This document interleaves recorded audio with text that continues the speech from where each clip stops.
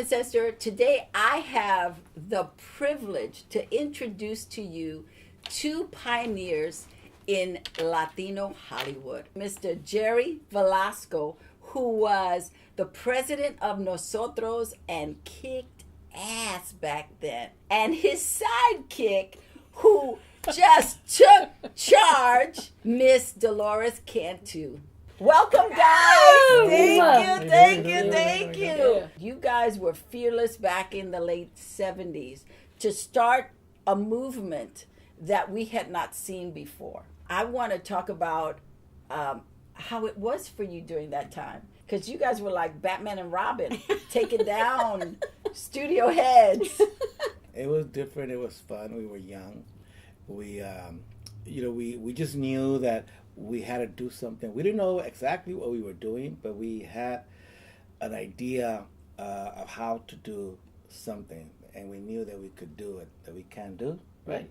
And but I think that one of the things that gave us a lot of security is because we were very young, and that does sometimes give you security, but we had great role models, big role models, huge stars, like Ricardo Montalban and Rita Moreno, and Hector Elizondo, and Anthony Quinn, Jose Ferrer. So we knew that they were there to back us up, even though sometimes you didn't see them. So I think that's what gave us a lot of the strength. And we would go into the studios. But you were gangster back then. Well, yeah, because you had No, you were a gangster. You were a gangster. We just knew that we had to make a difference. We needed to make a change, and sometimes even at the expense of costing us sometimes an interview. Ricardo Montalban, getting blacklisted, and Rita Moreno for speaking out.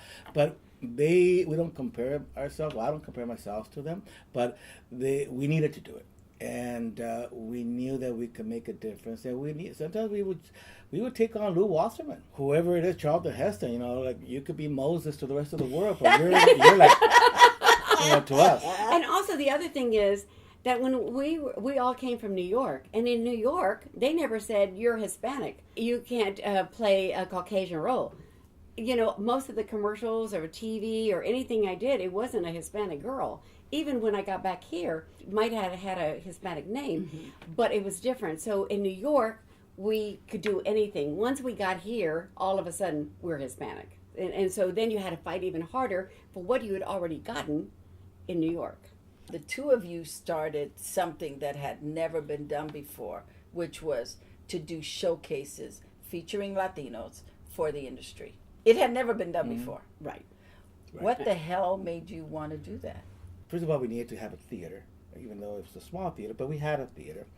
We needed to get the actors in front of those casting directors, in front of those producers, because we didn't even know where the studios were at sometimes. We were not allowed to go into the studios. We didn't know the people. It's not what you know, it's who you know. Your talent comes afterwards. We made a commitment that we were going to get you into that front of that door, and then it was up to you to sell yourself. We said, we got to get the casting directors in one room where we could bring 20 or 30 of them. I mean, we had like 40 of them sometimes. Like, whoa. They were there, and a lot of people got jobs. And then we told them all we need is give them an opportunity to showcase themselves.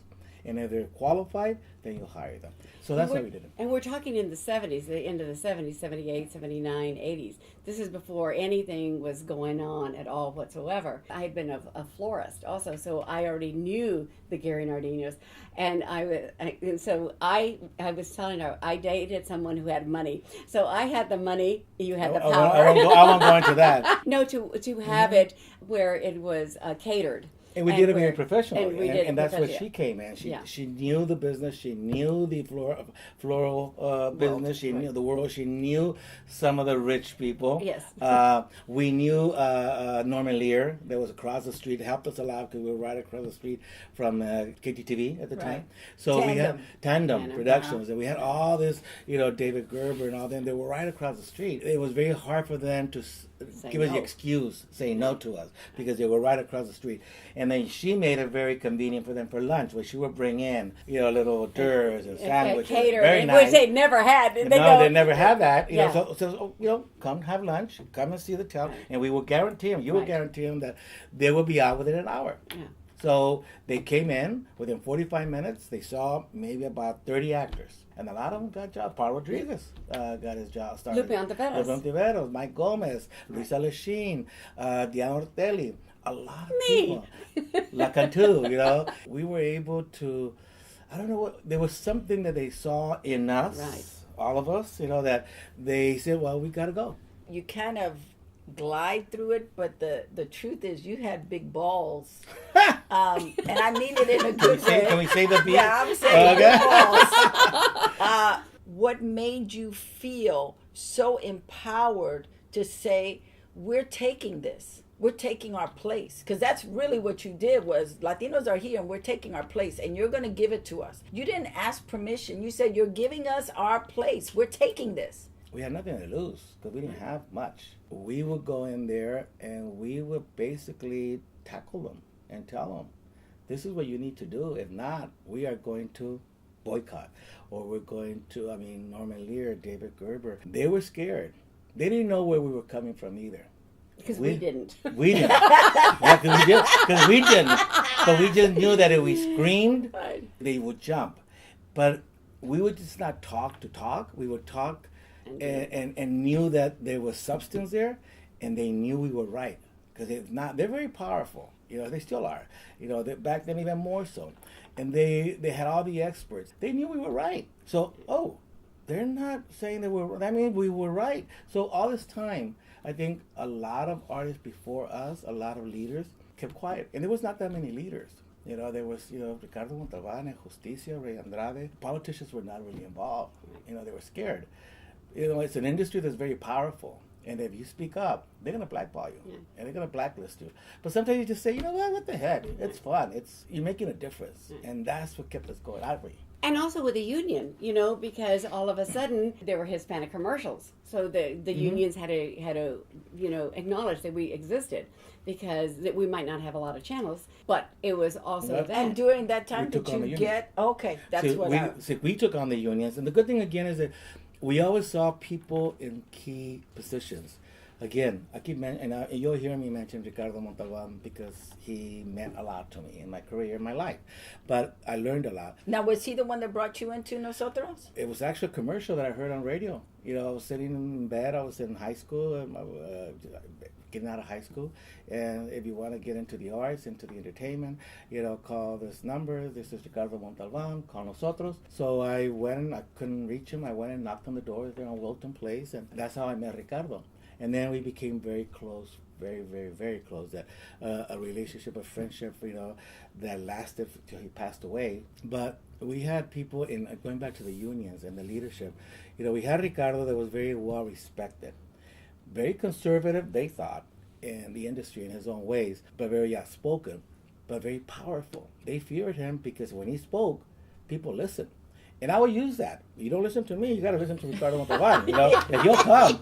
And not only was it Ricardo, but then he hooked up with Henry Darrow. Mm-hmm. He was in a very successful show, the High Chaparral, and very outspoken. We owe him a lot also. Val de Vargas, Linda Crystal.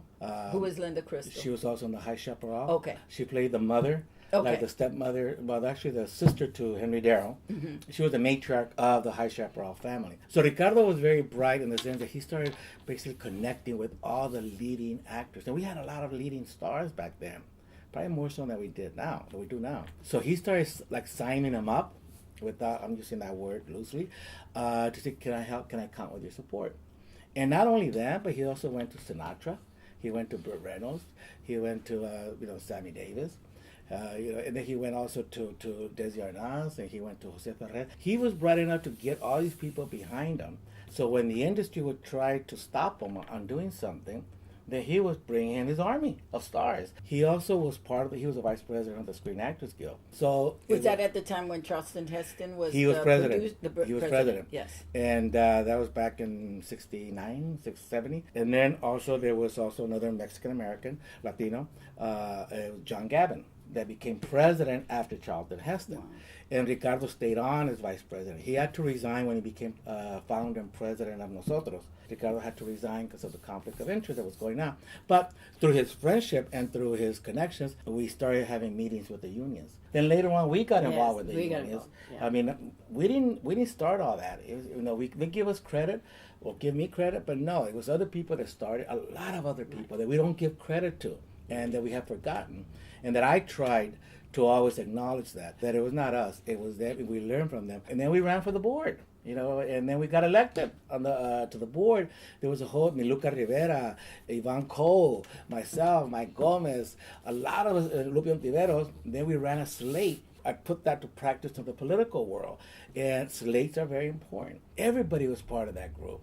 Maybe they were not directly everyday members, but but they're not members. They're always there. Whenever we called them, they were there. Whenever we asked for their help, they were there. We took on the unions also because they also were very racist, and they needed to have a little shake up, and we just shake them up, and we started threatening their candidacies and their position, because that's what I learned early in life, that if you start threatening them in their positions, not physical, okay? I want to make that clear. Even though in the old days, removed, they'll be, and they have nothing else, yeah, and they hate to lose that. So we did whatever we had to do it, but we always did it with respect and nice, and I think that's what they saw. So, I don't know how you did it, but she had a lot of charm. And she's still beautiful, but she was very beautiful, very charming, very talented, very good at what she did. And I think that's what we did. We surrounded ourselves with people that had their own talents. Right. And you asked me why I became a manager, and I think that when we started doing the showcase and everything, that was kind of managing. We were helping manage people's careers. We were babysitting people. We were like the beginners, and it's like when you think about it and you see all the people in the showcases, we didn't start, but we helped a lot of people become stars in these showcases. All the actors that were in the showcase were qualified. Yes, right. That's the main thing. That they all were seasoned actors. Right. On some level, they had credits. They did work. That it wasn't just a bunch of nepotism, who you knew. Right, but everybody who came to the showcase, they had experience. But this pushed it over. Yeah. This pushed opened it over. the door. This opened the door, and that's Ricardo Montalban always made that clear. And then we started using that slogan also, because he would meet with also the top producers. He would go speak to them, the MPTP and all the association of directors and casting directors and so forth. He would say, all I'm asking you is give them an opportunity. If they are not qualified, you don't have to hire them. Just open the door. And if you don't open the door, we're going to open the door for them. And that's what we did. We were just a conduit. We were just messengers. No, you weren't messengers. No, you were warriors. There's a difference. No, there's a difference. There are people who talk, and there are people who push. Right. And you guys were warriors because you were on the front lines pushing to get us in. What do you see the difference is from when you guys were pushing to today? Because it almost feels on some level like we've gone back a little bit. Mm-hmm. Even though there are on the surface more opportunities, it seems like we've been kind of pushed back a little. Yes, even though we do see more roles, but we don't see those huge stars that we had.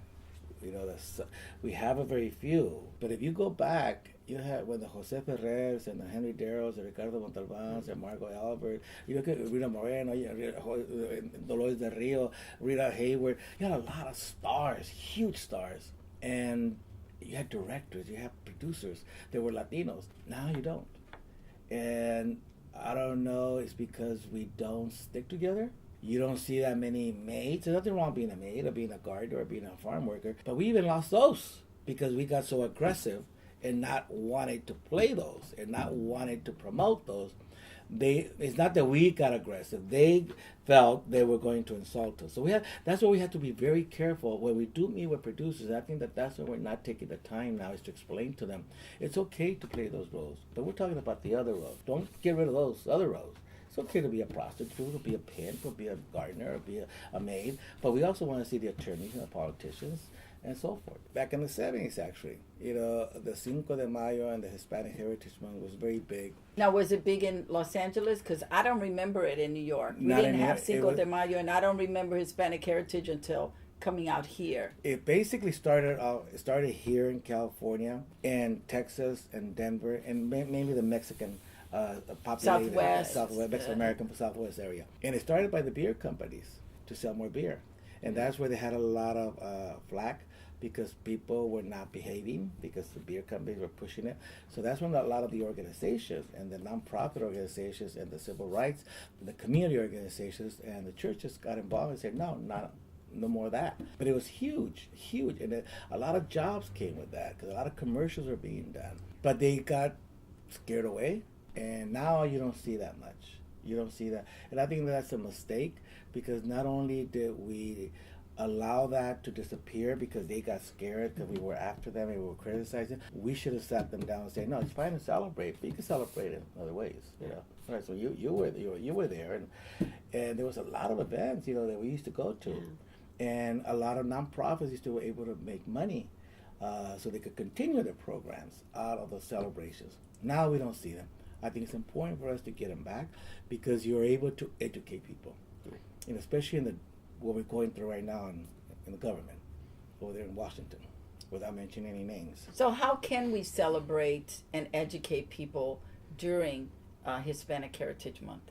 I think that one of the things that I'm trying to do in the city of El Monte is to bring in the Cinco de Mayo and the Hispanic Heritage Month, 16th of September, and then we select an individual. Say we select Dolores Huerta, or Ricardo Montalban, or Chich Marin, or Jose Ferrer, Rita Moreno.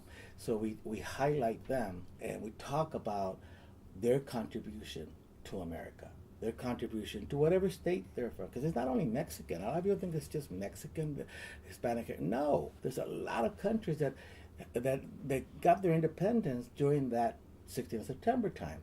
So we all celebrate. So I think that we all need to, within our own communities, within your own show, is to talk about it and to talk about what is Hispanic Heritage Month. It's not just beer and booze and partying.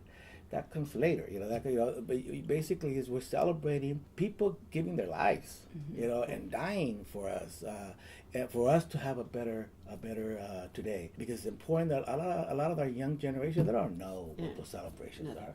They think they all got it themselves. They all, they have great education now. They have degrees, but sometimes they forget the essence. They forget that you're there, and we're here because of what people sacrifice. And they don't think so. A lot of them, I heard a comment from a young actor, which I like very much, but I didn't like that comment. Is that, we're always honoring all the old folks. What about the young ones?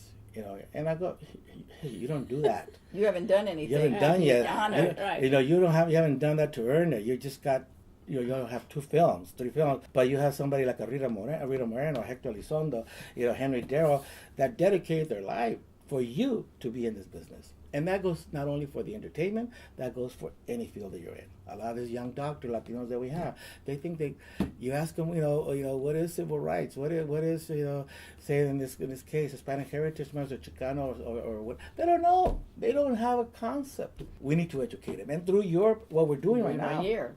And you have to take a That's stand. my mission. Yep. Yeah. You're educating My them. mission the last couple of years have been to take back Hispanic Heritage Month and really give history of who our people are. For me, it's about who our people are in entertainment, because I think there are so many amazing Latinos who have contributed greatly, like yourself. We don't know these people. Desi Arnaz. Not everybody knows that he developed the 3 camera technique for sitcoms that we still use today. Mm-hmm. Not a lot of people know that. Right. Not a lot of people know the history of Leo Carrillo, who has a state beach named after him. Right. There are just certain things that we need to know for ourselves about our people. To me, having seen, Hispanic Heritage Month celebrated through colleges, and beer companies is not enough. Yep. Right. It's not enough. That's how they see us, unfortunately. And that's unfortunate sometimes when people see us that way. All we want to do is maybe celebrate and drink. I mean, we do. But there's something before that. How many stars that we have? We had, Lupe Velez, Dolores del Rio, Rita Hayward, Jose Ferrer. The Save Studios. Well, they misunderstand our festive energy Right. for alcoholics. I don't know how else to put That's it, true. but they misunderstand. It's like that period in the 80s, in the late 80s, where theaters were told that if they had Hispanic groups, they would get more money. Right. There was a very prestigious theater in Los Angeles that took on all these Latinos and brought us in, and then didn't know what to do with us. And then every Monday when we met, we would have a party afterwards.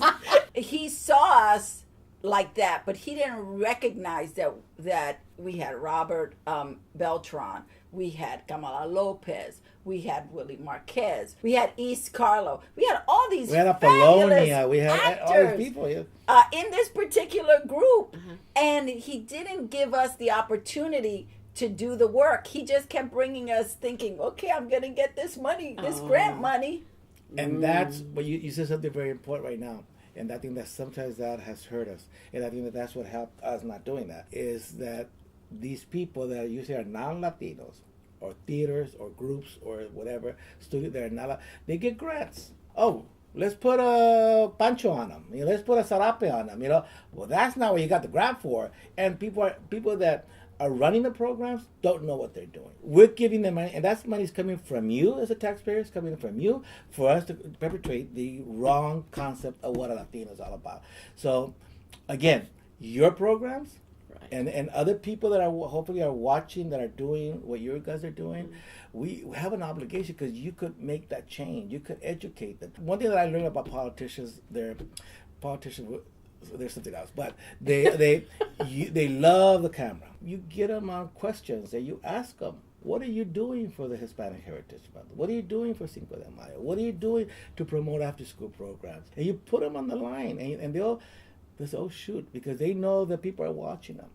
And you'll make them change. We have a lot of power, we're not using it. I think that's what has happened nowadays. Yes, and I think in the 70s, the 80s, we were more focused on using that power. There was a little infighting, but it was much better about saying we're Latinos and we're coming in. It was a stronger union of people that were about, we're pushing the door together. Now you have everybody trying to get to the door on their own, you know, And making side deals. Also, what you said right now is very true. Back in the 60s and 70s and 80s, maybe there was a lot of things happening, even though there was some infighting. But there was a lot of communication. Now we're not communicating because we think we know it all, because there's darn little phones that we have nowadays. I don't know what she's doing. I don't know what you're doing. We're not communicating, and they want to do it themselves. And they go to interviews, and they're not getting the help. They're not getting the connections. And we need to start doing them. We need to start meeting again. Well, I want to thank you too for giving us a little history of Hollywood in the 70s and 80s, and for being the warriors for us, you know, because if it wasn't for you, a lot of people wouldn't have careers, not to the magnitude that they have today, because you guys were the ones pushing the door, not criticizing, but demanding that we have a place at the table. So I want to thank you from all Latinos in Hollywood for being those exceptional leaders. Even though you didn't know what you were doing, you sure acted like you did. And you did it with class, and you did it with style, and you did it with love. I think that's what we're missing. You guys did it with love, and it was fun, and it said everything that we were about Latinos.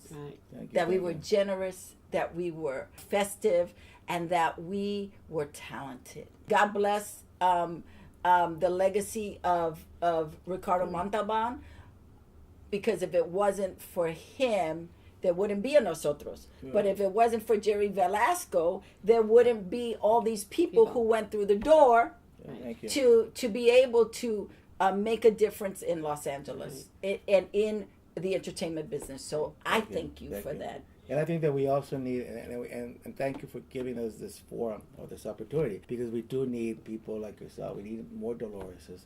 We need more Latinos that are out there. And they asked me the question, I don't know if you asked me that question also, but what is it that we can do now to better the situation of Latinos in the entertainment industry? And I think that we do have the influence, but we're not using it.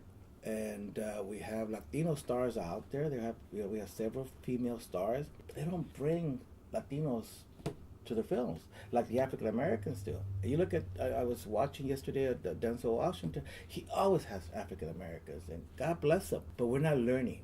Where are, I don't want to mention names, but where are these Latinas or Latinos that are out there doing leading roles? Antonio Banderas did a fantastic job, and he was not part of the movement. But he brought in a lot of Latino actors into his films. But he came from Spain. Spain. He came from Pedro Almodovar, which was about advancing. Yes, advancing. And Robert Rodriguez, he was part of it. You have the Eddie Olmos, is still doing it. He brings in actors into his films. You had the late Raul Julia that was doing it also. But where are the other ones? No. There's more out there that are doing that I Yes. can't remember right now. But most of them are not doing it.